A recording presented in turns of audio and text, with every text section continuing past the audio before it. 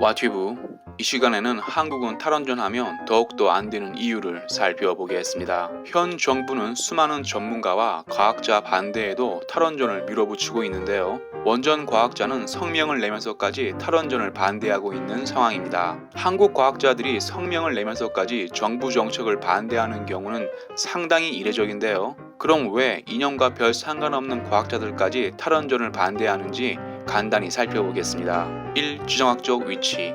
한국은 지정학적으로 북한, 중국, 러시아 등 공산주의 국가와 밀접해 있고 사실상 섬나라입니다. 이런 지정학적 위치에 있는 나라들은 에너지를 대륙을 통하는 파이프로 받을 경우 에너지 식민지가 될 수 있습니다. 실제로 러시아는 수출하는 가스비를 급격하게 올려 우크라이나가 가스 대금을 못 갚자 가스 공급을 중단했습니다. 우크라이나는 급격하게 가스비가 올라 물가가 폭등했고 크림반도를 내주는 이유 중 하나가 됐습니다. 2. 제조업 국가에 꼭 필요한 원전 에너지.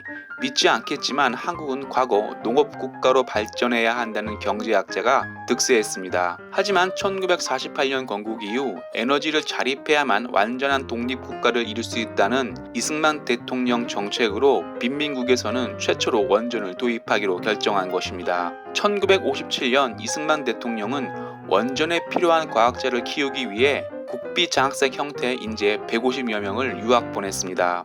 유학 보낸 지 20년이 지난 1977년에 지금의 고리원전 1호기를 운행한 것입니다. 3. 원전이야말로 4차 산업의 필수적인 요소. 현 정부는 4차 산업 부흥에 집중하고 있는데요. 4차 산업이라고 하면 인공지능을 포함한 정보통신기술 융합이라고 말할 수 있습니다. 이것은 전부 안정된 전압의 전기가 있어야만 가능한 것입니다. 국토의 70%가 산악지역인 한국에서 안정된 전기를 공급받으려면 원전이 적격입니다. 4. 대기오염. 대기오염과 환경 문제에서도 아직 원전만큼 좋은 곳은 없습니다. 야코포 본 조르노 미국 MIT 원자력공학과 교수는 대기오염은 원전 사고보다 훨씬 위험하다며 늘어나는 전력 수요와 대기를 오염시키지 않는 에너지는 원전밖에 없다고 밝혔습니다. 중국이 필사적으로 원전을 늘리는 데는 환경적인 이유도 있습니다. 5. 유사시 핵무기 전환. 원전 기술을 가지고 있음으로써 유사시에 핵무기를 만들 수 있습니다.